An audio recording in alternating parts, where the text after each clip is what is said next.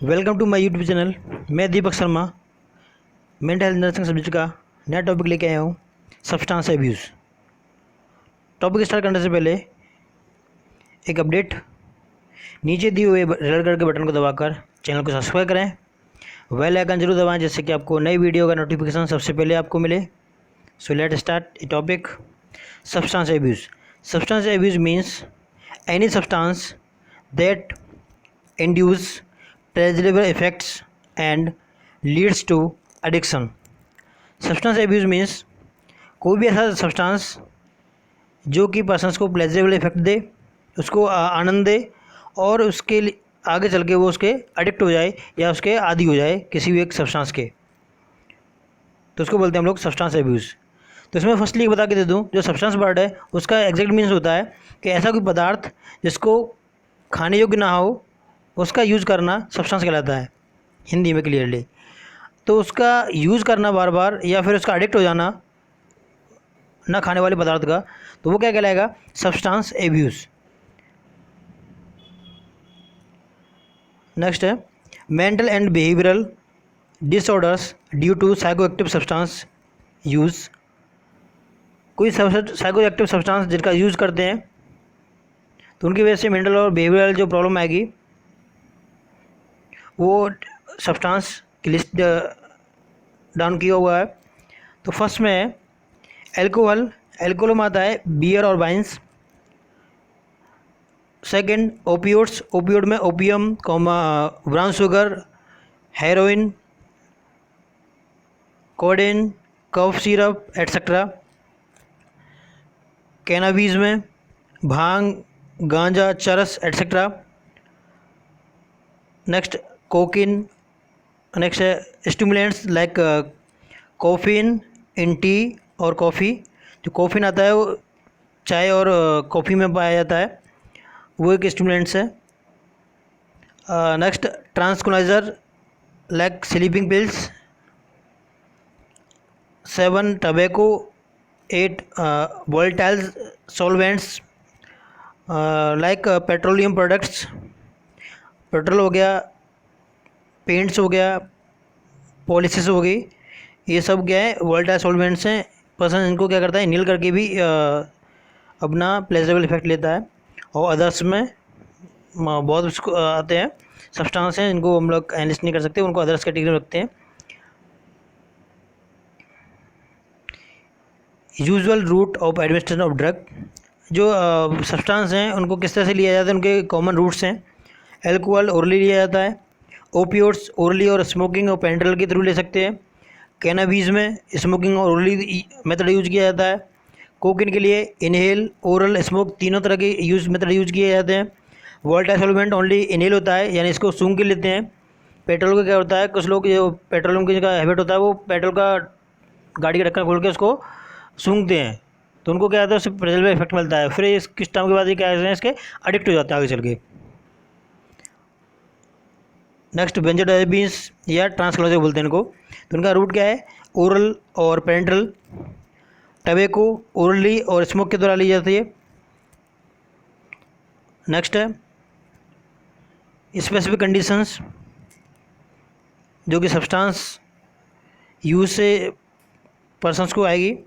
First है acute toxications, harmful use, dependency syndrome, withdrawal state with delirium. ये specific condition, इनको हम लोग आगे नेक्स्ट स्लाइड में एक्सप्लेन करेंगे। सो ये क्या है? कंडीशंस आती हैं कोई भी सब्सटेंस यूज़ करने की वजह से। नेक्स्ट है फर्स्ट में हम लोग पढ़ेंगे acute toxications, a transit condition following the administration of psychoactive substance resulting in disturbance in level of consciousness, cognition, perception, affects और बिहेवियर और other psycho physiological functions and responses. Acute toxication that means persons कोई भी ऐसा psychoactive substance use करता है तो उसकी वजह से पर्सन्स के अंदर डिस्टर्बेंस आ जाएंगे, उसकी कॉन्शियसनेस में, कॉग्निशन में, परसेप्शन अल्टर हो जाएगा पर्सन्स का, अफेक्ट्स बिहेवियर चेंज हो जाएगा। दैट मीन्स क्या करता है? पर्सन्स का जो साइकोलॉजिकल फिजियोलॉजिकल फंक्शंस हैं वो भी रिस्पॉन्स हो जाएंगे या फिर उनका रिस्पॉन्स करना डिक्रीज हो जाएगा। सो जो पर्सन्स में जो फर्स्टली इफेक्ट आएगा वो एक्यूट टॉक्सिकेशन होता है। जो भी कोई भी सब्सटेंस लेते हैं तो उन पर्सन्स में, जैसे अपने एग्जांपल के बताऊँ, जो अल्कोहल के वाले पेशेंट होते हैं जब वो फर्स्टली यूज़ करते हैं किसी भी सब्सटेंस को, तो उनका क्या होता है, कई बार आपने रोडों पर पड़े हुए देखे होंगे, तो उनमें पर्सन्स में क्या है, उनका कॉन्शियस लेवल क्या है, डिस्टर्ब हो जाएगा और उनका कॉग्निशन भी डिस्टर्ब हो जाएगा, अल्टर्ड हो जाएगा। तो इसकी वजह से पर्सन क्या करते हैं, रिस्पॉन्स नहीं कर पाते या फिर उनको जो आगे भी नहीं चल पाते, तो क्योंकि फिजियोलॉजिकली और साइकोलॉजिकली डिस्टर्ब हो जाते हैं, तो उसकी वजह से बॉडी रिस्पॉन्स नहीं करती और पर्सन बेहोश होकर कहीं ना कहीं नाली में पड़े हुए होते हैं अल्कोहल के वाले। तो वो क्या होता है, एक्यूट टॉक्सिकेशंस या एक्यूट इफेक्ट होता है किसी भी सब्सटेंस का। और नेक्स्ट है harmful use. So the damage may be physical और mental. Harmful use that means किसी भी सब्सटेंस का अधिक यूज़ करेगा तो वो क्या करता है, या तो शरीर में या फिर माइंड के थ्रू डैमेज करेगा पर्सन्स को, पर्सनलिटी को, पर्सन को ओवरऑल फिजियोलॉजिकली या मेंटली ऑलरेडी डिस्टर्ब करेगा। नेक्स्ट पॉइंट है continue drug use despite awareness of harmful medical और social effects of drug being used. कोई भी ड्रग यूज़ करता है तो पर्सन कंटिन्यूसली कोई भी ड्रग ले रहा है तो उससे क्या होगा, पर्सन का अवेयरनेस खत्म हो जाएगा। उसकी वजह से क्या होता है, हार्मफुल इफेक्ट्स आएगा मेडिकली या फिर सोशली, जो भी दोनों तरह से आ सकता है, क्योंकि कोई भी ड्रग पर्सन की बॉडी को रेस्ट्रेंट नहीं कर सकता। तो पर्सन की बॉडी क्या करती है, हार्मफुली या फिर जो पर्सन की बॉडी को डैमेज करता है। सो इसलिए क्या होगा, सब्सटेंस का हार्मफुल इफेक्ट हो गया, फिर हार्मफुल यूज होता है किसी भी सब्सटेंस की वजह से। Dependency syndrome, addiction. Dependency syndrome means addiction, किसी भी जब पर्सन एडिक्ट हो जाएगा सब्सटेंस का तो वो क्या होता है, डिपेंडेंसी सिंड्रोम, पता उसके बिना रह ही नहीं सकता। जैसे फर्स्ट में देख रखा है, ए स्ट्रॉन्ग डिजायर और sense of compulsions to take the substance. Person क्या कहता है, स्ट्रॉन्ग डिजायर होती है और उसमें एक बहुत सारा कंपल्सन होता है, पर्सन जाके लेके आएगा। तो ये चीज़ क्या है, पर्सन के अंदर सब्सटेंस को देके काफ़ी स्ट्रॉन्ग डिजायर बढ़ जाएगी। कि जैसे कई बार सुना होगा कि जैसे जो दारू पीने वाले लोग होते हैं, उनको कहीं अगर दारू की दुकान दिखती है तो पर्सन उसकी तरफ ज़रूर जाएगा, वहाँ से लेके आएगा दारू और पिएगा, क्योंकि उनका क्या है, हैबिचुअल हो चुके हैं उसकी ड्रग सब्सटेंस के, तो उनको वो चाहिए। कभी देखा होगा स्मोकिंग वाले पर्सन्स, तो किसी को देखते हुए वो लोग स्मोक करने लगते हैं कि मुझे भी स्मोक करनी चाहिए। उनके अंदर क्या है, एक डिज़ायर बढ़ जाती है। नेक्स्ट है difficulties in controlling substance taking. Persons काफ़ी डिफ़िकल्टी होती है उस सब्सटेंस को कंट्रोल करने में कि मैं ना लूँ इस सब्सटेंस को या इस प्रोडक्ट को ना लूँ मैं। तो उसके बारे में क्या करता है, उसको अपने को कंट्रोल करने में बहुत सारी दिक्कत होती है, कंट्रोल नहीं कर पाता सब्सटेंस को दिखते ही। Withdrawal characteristics of the substance. Persons में क्या है, विड्रॉल कैरेक्टरिस्टिक्स आते हैं या विड्रॉल सिम्टम्स आने लगते हैं जब पर्सन्स कोई सब्सटेंस का कम यूज़ करना शुरू कर देता है या वो सब्सटेंस को ना मिले तो क्या होगा, जो विड्रॉल फीचर्स हैं पर्सन्स में दिखने लगते हैं, लाइक स्वेटिंग हो गया, ट्रेमर्स हो गया, ये सब क्या है, विड्रॉल फीचर्स हैं, तो पर्सन्स में दिखने लगते हैं अगर सब्सटेंस ना मिले तो। ये सब कंडीशन कब होती है, एडिक्शन में। नेक्स्ट है evidence of tolerance. Next progressive neglect of pleasures and interests. Person क्या कहता है, प्रोग्रेसिव नेग्लेक्ट रहती है, जो प्लेजरेबल या इंटरेस्ट है उसका वो काफ़ी पर्सन्स में रहता है कंटिन्यूसली, और ये सब प्रोग्रेसिव रहता है पर्सन्स के अंदर कि वो नेग्लेक्ट ना करे अपने प्लेजरेबल इफेक्ट को या इंटरेस्ट को। नेक्स्ट है persistent with substance use deficit clear evidence of overtly harmful consequences. इसमें देखा गया है पर्सन्स को जो सब्सटेंस यूज़ करते हैं उनमें काफ़ी क्लियरली एविडेंस पाया गया है, ये प्रूफ देखा गया है कि जो कोई भी ओवरली यूज़ करता है किसी सब्सटेंस को या फिर बहुत ज़्यादा लेता है तो हार्मफुल चांसेस बने हैं लोगों के साथ में। क्योंकि काफ़ी लोग जब एल्कोहल एक्सेसिव ले लेते हैं या फिर कोई ड्रग ऐसा एक्सेसिव ले लेते हैं, उससे पर्सन क्या करता है, डेथ होने के तक चांसेस हो जाते हैं। सो ये चीज़ हम देखी गई है पर्सन के अंदर, इसके एविडेंस पाए गए हैं किसी सब्सटेंस की वजह से। सो सब्सटेंस क्या करता है, पर्सन इसके जो डिपेंडेंसी है वो प्रॉब्लम में रहती है पर्सन के अंदर। नेक्स्ट है withdrawal state, that means if the drug is stopped and reduce the users suffer from A set of symptoms. जब कोई पर्सन या व्यक्ति उस ड्रग का यूज़ करना कम कर देगा या बंद कर देगा तो कुछ सेट ऑफ सिम्टम्स हैं, लाइक स्वेटिंग, शिवरिंग, ये कॉमनली क्या है पर्सन्स के अंदर दिखने लगते हैं विड्रॉल स्टेट में। ये कब होगा? जब पर्सन्स अपने जो सब्सटेंस का यूज़ करना कम कर देता है। तो नेक्स्ट है withdrawal state with delirium. First है delirium tremors, clouding of consciousness with disorientation, poor attention span and distractibility, hallucination and illusion, psychomotor agitations, insomnia, dehydration etcetera. तो ये क्या पर्सन्स के अंदर जो डिलीरियम ट्रेमर्स होते हैं इनके अंदर ये सिम्टम्स या फीचर्स हम लोग को दिखने को मिलेंगे। उसकी पर्सन की क्या है, कॉन्शियसनेस क्लाउडी हो जाएगी या फिर धुंधली हो जाएगी, या बोला जाए उसको सेंस कम रहेगा, अवेयरनेस कम रहेगी regarding to time place persons के बारे में। नेक्स्ट है उसका जो अटेंशन है वो बहुत पूरा आ जाएगा जब विड्रॉल ट्रेमर्स आएगा पर्सन्स के अंदर। डिस्ट्रैक्टिबिलिटी बढ़ जाएगी, हेलुसिनेशन और इल्यूजन भी प्रेजेंट होगा पर्सन्स में, साइकोएक्टिव एजिटेशन रहेगी पर्सन्स के अंदर, इंसोमिनिया का प्रॉब्लम आएगा और डिहाइड्रेशन भी हो सकती है डिलीरियम ट्रेमर्स में, या बोला जाए विड्रॉल स्टेट विद डिलीरियम में। ये फीचर्स हमें दिखने को मिलेंगे पेशेंट्स में जो कि सब्सटेंस यूज़ या अब्यूज डिसऑर्डर वाले पर्सन्स होंगे। नेक्स्ट है विड्रॉल, या जो बोला जाए जो विड्रॉल फीचर्स आएंगे पर्सन्स में, तो उनमें नेक्स्ट जो पॉइंट है वो है प्रोड्रोमल सिम्टम्स। ये कॉमनली ये सिम्टम्स पर्सन्स में रहते हैं जिनकी मैं बात कर रहा था पहले से ही, विड्रॉल स्टेट में है। तो ये कॉमन है, क्या है, इंसोम्निया, नींद नहीं आएगी पर्सन्स को, नोजिया रहेगा, वोमिटिंग रहेगी, वीकनेसेस हो गया, कमजोरी आएगी, इरिटेबिलिटी रहेगी, पर्सन का क्या करेगा, काफ़ी इरिटेट रहेगा किसी भी चीज़ को लेके, एंजाइटी रहेगी, ट्रेमर्स आएगा, स्वेटिंग जैसे पसीना आना, डायरिया भी हो सकता है पर्सन्स को, और हाइपरटेंशन और rise body temperature, fear, body temperature बढ़ सकता है, हाइपरटेंशन रहेगा, बीपी हाई हो जाएगा, और फियर भी रह सकता है पर्सन को विड्रॉल स्टेट में।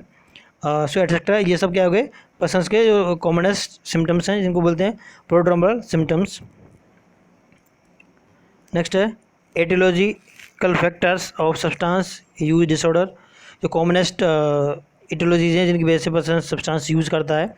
सो फर्स्ट है जेनेटिक फैक्टर्स, क्योंकि पर्सन्स में क्या है जेनेटिक इंडिविजुअल जीन्स रिस्पॉन्सिबल नहीं है, लेकिन ग्रुप ऑफ जीन्स क्या है रिस्पॉन्सिबल होते हैं किसी भी डिसऑर्डर्स के लिए। तो पर्सन्स में क्या है जेनेटिक फैक्टर काफ़ी मेजर रोल प्ले करता है। सो जो हम लोग एक बात करते हैं कि जैसे मोनोजाइटिक ट्विंस हैं उनमें हायर चांसेस रहते हैं किसी भी डिसऑर्डर को डेवलप होने में कंपेरेटिवली डाइजोटिक ट्विंस। नेक्स्ट है comorbid psychiatric disorder like personality disorder. जो कुछ साइकेट्रिक डिसऑर्डर्स हैं कॉमनली जिनकी वजह से भी पर्सन सब्सटेंस यूज़ करता है। जैसे एग्जांपल बता के दें तो पर्सनैलिटी डिसऑर्डर्स हो जाए तो उसमें भी पर्सन सब्सटेंस का एडिक्ट हो जाता है, कोई भी सब्सटेंस यूज़ करना शुरू कर देता है। नेक्स्ट है कोमॉर्बिड मेडिकल कंडीशंस, पर्सन्स किसी भी इलनेस में, मेडिकल इलनेस की में भी पर्सन्स सब्सटेंस यूज़ कर लेता है। बिकॉज पर्सन्स क्या करता है सब्सटेंस यूज़ करके अपना स्ट्रेस है या फिर जो सीवियर एंजाइटी है उसको रिड्यूस करने की कोशिश करता है। जैसे मेडिकल कंडीशन लाइक हो गया कि पर्सन को किसी को कैंसर हो गया सपोज, तो वो क्या करता है ऐसी कंडीशन में हो सकता है वो कोई ऐसा सब्सटेंस लेना शुरू कर दे जिसकी वजह से उसको प्लेजर मिले। क्यूरियोसिटी क्या है बेसिकली टीनेजर्स में होती है कि कोई भी प्रोडक्ट देखा या कोई भी अपना पीयर ग्रुप में फ्रेंड सर्कल में कोई भी सब्सटेंस यूज़ कर रहा है तो उसको देखते हुए उनके भी अंदर भी इच्छा रखती है कि नहीं मुझे भी टेस्ट करना चाहिए, तो वो क्या होती है क्यूरियोसिटी होती है। तो ये स्पेशली टीनेजर्स में होती है। तो आगे चल के क्या करते हैं पर्सन स्टार्टिंग में तो क्या करते हैं टेस्ट करने के लिए लेते हैं, लेकिन आगे जाके एडिक्ट हो जाते हैं किसी भी सब्सटेंस के, लाइक एल्कोहल जो कि रिसेंटली चल रहा है टीनेजर्स में कि सबको एल्कोहल का अभी स्टार्टिंग में टेस्ट करने का शौक रहता है। नेक्स्ट है poor impulse control. Poor impulse control persons में क्या है कुछ लोगों को किसी ने कॉल किया कि नहीं आप थोड़ा सा ले लो या फिर स्मोक कर लो, तो पर क्या है पर्सन्स का अपने आप कंट्रोल नहीं रख पाते तो उनका सब्सटेंस का टेस्ट करने के चक्कर में स्टार्टिंग कर देते हैं और आगे जाके एडिक्ट हो जाते हैं। नेक्स्ट लो सेल्फ स्टीम, जिन लोग का सेल्फ स्टीम लो होता है दैट मीन्स पर्सन्स का सेल्फ इमेज उसकी डिस्टर्ब हो जाती है और वो यही नहीं समझ पाता मुझे करना क्या है या मैं क्यों कर रहा हूँ। सो पर्सन्स क्या करता है लो सेल्फ स्टीम वाले भी सब्सटेंस के एडिक्ट हो जाते हैं। चाइल्डहुड ट्रॉमा, बचपन में कोई ऐसा इफेक्ट आया जो कि या फिर ट्रॉमा हुआ, तो उसकी वजह से पर्सन्स यूज़ करना शुरू कर देता है। पुअर स्ट्रेस मैनेजमेंट है तो वैसे लोग भी सब्सटेंस का यूज़ कर देते हैं। और peer pressure, that mean friend circle का प्रेशर रहता है कि नहीं अपने दोस्तों की खातिर ले लो, इस तरह के लोग सेंटेंस में बोलते हैं, तो उस कंडीशन में क्या पर्सन्स कोई भी सब्सटेंस ले सकता है। नेक्स्ट है ईटियोलॉजिकल फैक्टर जो कंटिन्यू है। फर्स्ट मॉडलिंग हो गया। नेक्स्ट है इजी टू अवेलेबिलिटी, क्योंकि हर जगह मिल रहा है सब्सटेंस तो इसलिए पर्सन लेने की ट्राई करता है। फैमिली कॉन्फ्लिक्ट्स, फैमिली में कोई भी दुविधा हो इसकी वजह से भी पर्सन ले सकता है। रिलीजियस रीजन्स, कई सारे कल्चर्स इंडिया में ऐसे हैं जहाँ पर्सन या फिर वर्ल्ड में ऐसे रिलीजियस है जहाँ उनको एल्कोहल कंपलसरी होता है। सपोज साउथ में जाओगे तो वहाँ के लोग क्या करते हैं, सबके लिए लेना पड़ता है, कंपलसरी है वहाँ। तो ये इस चीज़ का रिलीजियस भी प्रॉब्लम है सब्सटेंस के बारे में। नेक्स्ट है सोशल और फैमिली सपोर्ट, जो है पुअर होगा तभी जाके पर्सन ले सकता है। Next permissive social attitude, person का जो सोशल एटीट्यूड है वो परमिसिव रहेगा, इस कंडीशन में लेता है।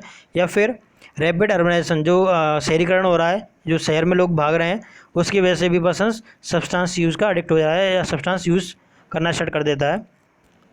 ये सब हो गए इटियोलॉजिकल फैक्टर्स। फिर इसके बाद में आता है major complications of substance use. जब सब्सटेंस यूज़ करेगा पर्सन उसकी वजह से मेजर कॉम्प्लिकेशन आ सकते हैं, या फिर जो फिजियोलॉजिकल प्रॉब्लम्स हैं वो बढ़ सकती हैं पर्सन के अंदर, या मेंटल प्रॉब्लम्स आ सकती हैं। तो ये चीज़ कॉमनली होता है कि काफ़ी लोगों में, क्योंकि हर एक जो सब्सटेंस है उसका एक्सेसिव यूज़ करेगा तो बॉडी को क्या करेगा, डैमेज करेगा या बॉडी के ऊपर हार्मफुल इफ़ेक्ट करेगा। फर्स्ट है फैटी लीवर, लीवर सिरोसिस या फिर लीवर फेलियर में हो जाएगा पर्सन्स को। Hepatitis, gastritis, delirium tremors, rum fits, alcohol hallucination, jealousy, suicide, head injury, sexual dysfunction, accident, marital disharmony, divorce, occupational problems, criminality, financially difficulties etcetera, ये complications आएंगे substance use करने की वजह से। अगर आप सब्सटेंस लेते हो, कोई भी ऐसा पदार्थ जिसको खाने योग्य ना हो उसका यूज़ करते हो, तो ये सारे इफेक्ट आपके बॉडी पे 1000% पड़ेंगे। या बोला जाए ये कॉम्प्लिकेशन आपकी बॉडी में आएगा अगर कोई पर्सन किसी भी सब्सटेंस का एडिक्ट होता है तो।